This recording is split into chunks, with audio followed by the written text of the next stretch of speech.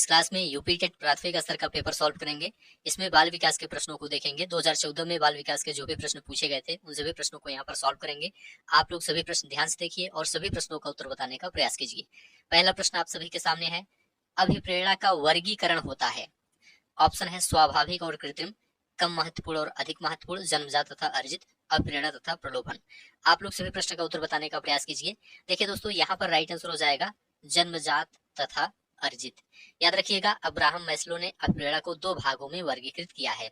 एक है जन्मजात अप्रेरणा, जैसे कि आपका भूख हो गया, प्यास हो गया, निद्रा आदि, और एक है अर्जित अप्रेरणा, जैसे कि रुचि, प्रतिष्ठा, सामाजिक, ये सभी क्या है, अर्जित अप्रेरणा है। तो यहाँ पर सी ऑप्शन आपका राइट आंसर हो जाएगा। सीखने की प्रक्रिया में सीखने का स्थानांतरण हो सकता है। कैसे हो सकता है, सकारात्मक, नकारात्मक या शून्य। तो देखिए दोस्तों, सीखने की प्रक्रिया में सीखने का जो स्थानांतरण होता है यह सकारात्मक भी हो सकता है, नकारात्मक भी हो सकता है, शून्य भी हो सकता है। तो यहाँ पर डी ऑप्शन ये सभी आपका राइट आंसर हो जाएगा, डी ऑप्शन। अगला प्रश्न आप सभी के सामने है, सभी प्रश्न आप लोग ध्यान से देखते हुए चलिए। निम्न में से कौन सा मत अंतर्दृष्टि द्वारा सीखने की व्याख्या करता है। अंतर्दृष्टि द्वारा सीखने की व्याख्या करता है कौन सा मत, मनोविश्लेषणवाद, व्यवहारवाद, संबंधवाद या गेस्टाल्टवाद। तो देखिए दोस्तों, यहाँ पर आपका राइट आंसर हो जाएगा गेस्टाल्टवाद, डी ऑप्शन। याद रखिएगा, सीखने के अंतर्दृष्टि या सूझ के सिद्धांत का प्रतिपादन जर्मनी के गेस्टाल्टवादियों द्वारा किया गया था, इसलिए इस सिद्धांत को गेस्टाल्ट सिद्धांत भी कहते हैं। तो यहाँ पर डी ऑप्शन आपका राइट आंसर हो जाएगा। देखिए दोस्तों, इस सिद्धांत के अनुसार या इस दृष्टि के अनुसार व्यक्ति संपूर्ण परिस्थिति को अपनी मानसिक शक्ति से अच्छी तरह समझ लेता है और फिर वह अपनी सूझ और अनुभव के द्वारा उस परिस्थिति या समस्या का समाधान करता है। और ध्यान रखिएगा, इस सिद्धांत का प्रयोग सुल्तान नामक वनमानुष पर किया गया था। अंतर्दृष्टि सिद्धांत का प्रयोग सुल्तान नामक वनमानुष पर किया गया था। यहाँ पर डी ऑप्शन गेस्टाल्टवाद आपका राइट आंसर हो जाएगा। कौन सा मत अंतर्दृष्टि द्वारा सीखने की व्याख्या करता है, तो गेस्टाल्टवाद व्याख्या करता है, डी ऑप्शन आपका राइट आंसर हो जाएगा। किस मनोवैज्ञानिक ने सीखने की सामग्री के रूप में निरर्थक शब्दों का प्रयोग किया है। देखिए दोस्तों, यहाँ पर राइट आंसर हो जाएगा एबिंगहास, सी ऑप्शन राइट आंसर हो जाएगा। एबिंगहास मनोवैज्ञानिक ने निरर्थक शब्दों का प्रयोग सीखने की सामग्री के रूप में प्रयोग करने को कहा है। इनके अनुसार दोस्तों, निरर्थक शब्दों के प्रयोग से धीरे धीरे सार्थक शब्दों का प्रयोग करना आसान हो जाता है। तो सी ऑप्शन आपका राइट आंसर हो जाएगा। सीखने के नियम दिए हैं, ऑप्शन है पावलोव ने, स्किनर ने, थॉर्नडाइक ने, कोहलर ने। तो देखिए दोस्तों, राइट आंसर हो जाएगा थॉर्नडाइक ने, सी ऑप्शन राइट आंसर हो जाएगा। सीखने का नियम थॉर्नडाइक ने प्रतिपादित किया था। थॉर्नडाइक का पूरा नाम एडवर्ड थॉर्नडाइक था। यह दोस्तों यूएसए के एक मनोवैज्ञानिक थे। इन्होंने पशु व्यवहार तथा सीखने की प्रक्रिया दोनों पर कार्य किया था, जिससे इन्हीं के कार्य के आधार पर आधुनिक शैक्षिक मनोविज्ञान की नींव पड़ी। और थॉर्नडाइक ने सीखने के 3 नियम बताए हैं, याद रखिएगा, तत्परता का नियम, प्रभाव का नियम और अभ्यास का नियम। एग्जाम में पूछा जाता है। सीखना है, सीखना क्या है। देखिए दोस्तों, सीखना व्यवहार में परिवर्तन है, अनुभव तथा अभ्यास का परिणाम भी है, व्यवहार में अपेक्षाकृत अस्थायी परिवर्तन भी है। तो ये सभी डी ऑप्शन आपका राइट आंसर हो जाएगा। शारीरिक वृद्धि और विकास को कहते हैं तत्परता, अभिवृद्धि, गतिशीलता, आनुवांशिकता। तो देखिए दोस्तों, अभिवृद्धि याद रखिएगा, बी ऑप्शन। शारीरिक वृद्धि एवं विकास को अभिवृद्धि कहते हैं। क्यों? क्योंकि अभिवृद्धि एक निश्चित समय एवं एक निश्चित सीमा तक चलती है और शारीरिक विकास भी एक निश्चित समय एवं सीमा के अंतर्गत होता है। तो बी ऑप्शन आपका राइट आंसर हो जाएगा। चिंतन संज्ञानात्मक पक्ष में एक मानसिक क्रिया है, यह कथन दिया गया है, किसके द्वारा दिया गया है, याद रखिएगा, रॉस द्वारा दिया गया है, डी ऑप्शन। रॉस के अनुसार चिंतन संज्ञानात्मक पक्ष में एक मानसिक क्रिया है, डी ऑप्शन राइट आंसर हो जाएगा। बाल मनोविज्ञान के आधार पर कौन सा कथन सर्वोत्तम है। देखिए दोस्तों, प्रत्येक बच्चा विशिष्ट होता है, यह कथन सबसे उत्तम है, डी ऑप्शन राइट आंसर हो जाएगा। बाल मनोविज्ञान के अंतर्गत बालक के उस विकास का अध्ययन किया जाता है जो बालक के जन्म से परिपक्वता की अवस्था तक होती है, अर्थात बालक सामान्य से विशिष्ट होता जाता है। तो यहाँ पर डी ऑप्शन राइट आंसर हो जाएगा। अगला प्रश्न आप सभी के सामने है, सभी प्रश्न आप लोग ध्यान से देखते हुए चलिए। बाल मनोविज्ञान का केंद्र बिंदु है, बाल मनोविज्ञान का केंद्र बिंदु क्या है, राइट आंसर हो जाएगा बालक, बी ऑप्शन बालक आपका राइट आंसर हो जाएगा। बाल मनोविज्ञान का मुख्य केंद्र बालक ही होता है, क्योंकि इसके अंतर्गत बालक में हो रहे शारीरिक परिवर्तन एवं व्यवहारिक परिवर्तन का अध्ययन और परीक्षण किया जाता है। अच्छी स्मृति की विशेषताएं हैं। अच्छी स्मृति की विशेषताएं क्या है? शीघ्र पुनः स्मरण, शीघ्र पहचान भी है, अच्छी धारणा भी है। तो ये सभी आपका डी ऑप्शन राइट आंसर हो जाएगा। ये सभी प्रश्न 2014 में पूछे गए हैं सीडीपी के अंतर्गत, तो सभी प्रश्न आप लोग ध्यान से देखते हुए चलिए। यहाँ पर डी ऑप्शन राइट आंसर हो जाएगा। संवेग शब्द का शाब्दिक अर्थ क्या है? संवेग शब्द का शाब्दिक अर्थ यहाँ पर पूछा गया है।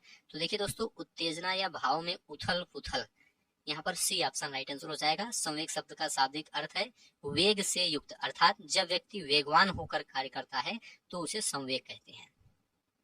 तो यहाँ पर सी ऑप्शन राइट आंसर हो जाएगा। कौशल सीखने की पहली अवस्था है। कौशल सीखने की पहली अवस्था क्या है? देखिए दोस्तों, पहली अवस्था अनुकरण है, ध्यान रखिएगा, अनुकरण, डी ऑप्शन। जन्म से ही दोस्तों बालक अपने माता पिता या समाज के अन्य व्यक्तियों के व्यवहारों का अवलोकन करता है और कालांतर में उनमें से कुछ के व्यवहारों का अनुकरण अपने व्यवहार में करने लगता है। तो कौशल सीखने की जो पहली अवस्था यहाँ पर अनुकरण आपका सही हो जाएगा। मानसिक आयु के प्रत्यय का सर्वप्रथम प्रयोग किया, किसने किया था? तो विने साइमन ने किया था, डी ऑप्शन, विने साइमन। मानसिक आयु के संप्रत्यय का प्रतिपादन विने के द्वारा किया गया था। चलिए आगे बढ़ते हैं। शैशवावस्था के लिए उत्तम शिक्षण विधि है। देखिए दोस्तों, शैशवावस्था के लिए उत्तम शिक्षण विधि मॉन्टेसरी विधि है, खेल विधि है, किंडरगार्टन विधि है। तो डी, ये सभी आपका राइट आंसर हो जाएगा। यहाँ पर डी ऑप्शन आपका राइट आंसर हो जाएगा। 0 से 6 वर्ष तक की अवस्था को शैशवावस्था कहते हैं, इसे आप लोग ध्यान रखिएगा। बाल विकास में प्रक्रिया पर बल है, वातावरण और अनुभव की भूमिका पर बल है। गर्भावस्था से किशोरावस्था तक अध्ययन का अध्ययन होता है, उपरोक्त सभी पर। तो देखिए दोस्तों, राइट आंसर हो जाएगा उपरोक्त सभी पर। बाल विकास में प्रक्रिया पर बल है, वातावरण अनुभव की भूमिका पर भी बल है, गर्भावस्था से किशोरावस्था तक का अध्ययन होता है, डी ऑप्शन आपका राइट आंसर हो जाएगा। बाल विकास का अध्ययन क्षेत्र है, बाल विकास का अध्ययन क्षेत्र है, बाल विकास की विभिन्न अवस्थाओं का अध्ययन, बिल्कुल है। वातावरण का बाल विकास पर पड़ने वाले प्रभावों का अध्ययन, यह भी बाल विकास का अध्ययन क्षेत्र है। वैयक्तिक भिन्नताओं का अध्ययन, तो यहाँ पर उपरोक्त सभी, डी ऑप्शन आपका राइट आंसर हो जाएगा। सर्वाधिक उपयुक्त जीवित रहता है का सिद्धांत है। सर्वाधिक उपयुक्त जीवित रहता है का सिद्धांत किसका है? तो देखिए दोस्तों, डार्विन का है, C option Darwin right answer हो जाएगा। यहाँ पर डार्विन आपका राइट आंसर हो जाएगा। विने साइमन परीक्षण द्वारा मापन किया जाता है। विने साइमन परीक्षण द्वारा किसका मापन किया जाता है? सामान्य बुद्धि का मापन किया जाता है। तो ए ऑप्शन सामान्य बुद्धि आपका राइट आंसर हो जाएगा, ए ऑप्शन। संवेगात्मक विकास को प्रभावित करने वाले कारक हैं। संवेगात्मक विकास को प्रभावित करने वाले कारक कौन है?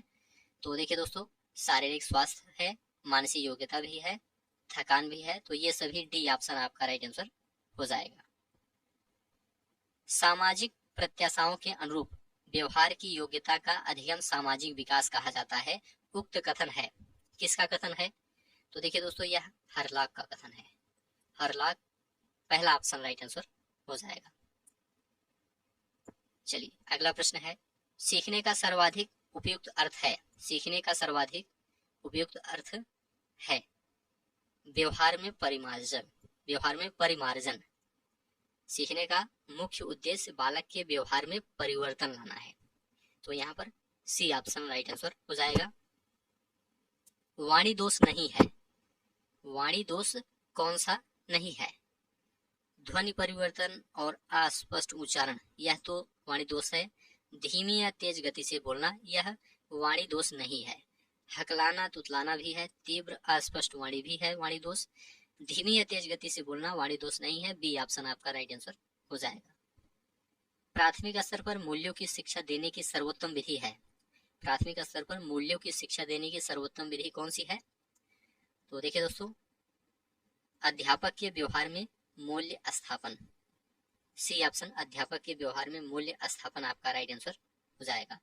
मूल्यों के महत्व को बताना, मूल्यों के पालन न करने पर दंडित करना, ये सभी गलत है। सी ऑप्शन आपका राइट आंसर हो जाएगा। मूल्यों के वर्गीकरण में सम्मिलित नहीं है, यहाँ पर नहीं पूछा गया है। आध्यात्मिक मूल्य या तो सम्मिलित है, येन केन प्रकारेण धनार्जन का मूल्य ये सम्मिलित नहीं है मूल्यों के वर्गीकरण में, तो बी ऑप्शन आपका राइट आंसर हो जाएगा। व्यक्तित्व के संगठन का स्वरूप है, व्यक्तित्व के संगठन का स्वरूप क्या है? मनोवैज्ञानिक शारीरिक, मनोवैज्ञानिक शारीरिक, बी ऑप्शन आपका राइट आंसर हो जाएगा। व्यक्तित्व के संगठन का स्वरूप है मनोवैज्ञानिक शारीरिक।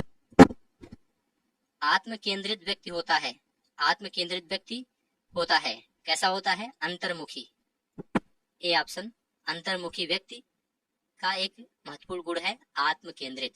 ऐसे व्यक्ति दोस्तों अकेले रहना पसंद करते हैं तथा बाह्य परिस्थितियों के अनुसार खुद को समायोजित करने में कठिनाई महसूस करते हैं, और ऐसे लोग निराशावादी होते हैं।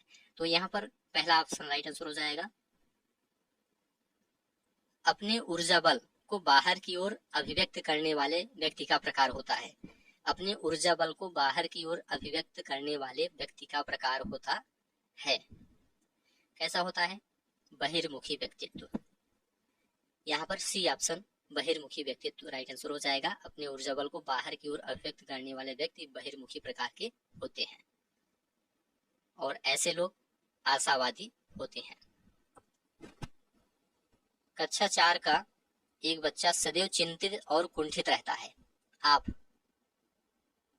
स्वयं परामर्शदाता की भूमिका का निर्वाह करेंगे, क्या करेंगे? स्वयं परामर्शदाता की भूमिका का निर्वाह करेंगे, तो यहाँ पर सी ऑप्शन आपका राइट आंसर हो जाएगा। कक्षा 4 का एक बच्चा सदैव चिंतित और कुंठित रहता है, आप स्वयं परामर्शदाता की भूमिका का निर्वाह करेंगे। भाषा विकास का सिद्धांत नहीं है, भाषा विकास का सिद्धांत नहीं है। अनुबंधन का सिद्धांत है, अनुकरण का सिद्धांत है, अतिरिक्त शक्ति का सिद्धांत, यह भाषा विकास का सिद्धांत नहीं है। सी ऑप्शन अतिरिक्त शक्ति का सिद्धांत आपका राइट आंसर हो जाएगा। और यहाँ पर परिपक्वता का सिद्धांत, यह भाषा विकास का सिद्धांत है, यहाँ पर सी ऑप्शन राइट आंसर हो जाएगा। तो ठीक है दोस्तों, आज की इस क्लास को यहीं पर समाप्त करते हैं। आप लोग कमेंट करके बताइए 30 प्रश्नों में आपका कितना स्कोर सही हुआ है। उम्मीद है यह क्लास आपको अच्छा लगा है तो चैनल को सब्सक्राइब कीजिए, दोस्तों शेयर कीजिए और कमेंट में लिखकर जरूर बताइए। धन्यवाद।